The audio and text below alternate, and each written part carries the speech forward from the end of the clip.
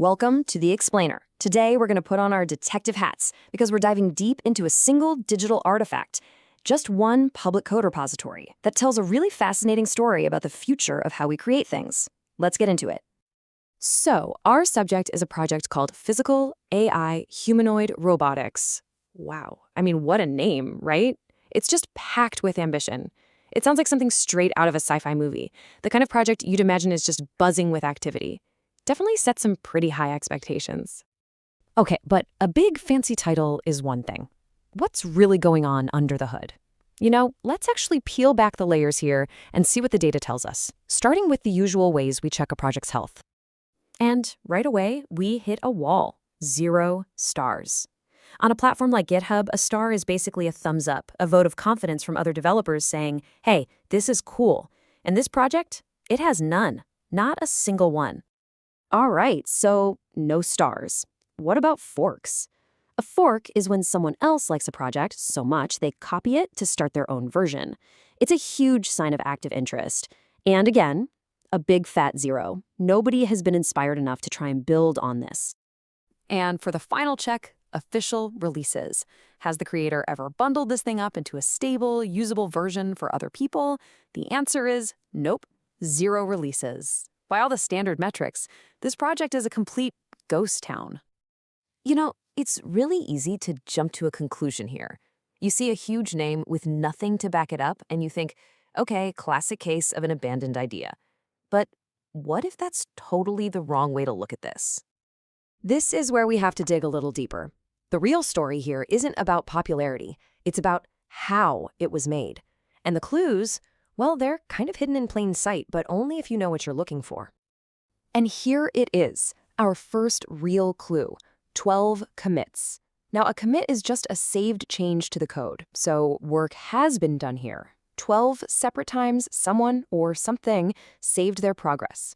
This isn't an empty project, it's just a project right at the very, very beginning. And now, look at this, the language breakdown. For a project with humanoid robotics in the name, you'd expect to see stuff like Python or C++, but over 77% is PowerShell? That's a scripting language mostly for automating tasks on Windows. This is a very weird and very important clue. It just doesn't fit the picture at all. So, this brings us to the most critical piece of evidence. Let's forget about the what for just a second and focus on the who. Who are the actual authors behind these 12 commits and this weird mix of code? Because the answer, well, it changes everything. And here they are. The contributors list looks super simple. Just 2 names, Noor Sahar 001 and Claude. At first glance, you might think, okay, 2 developers working together. But take a closer look at that second name. And there's the twist. Noor Sahar 001 is the human developer, and Claude is an AI assistant. This is not a team of 2 people. This is a human-AI partnership. Now, for anyone who's not familiar, an AI code contributor is pretty much exactly what it sounds like.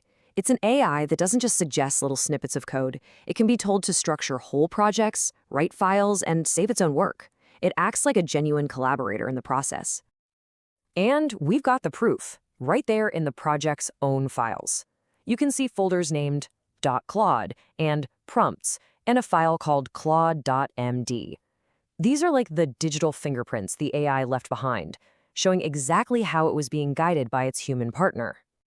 So here's the point. Our first impression was completely wrong. This isn't a failed project.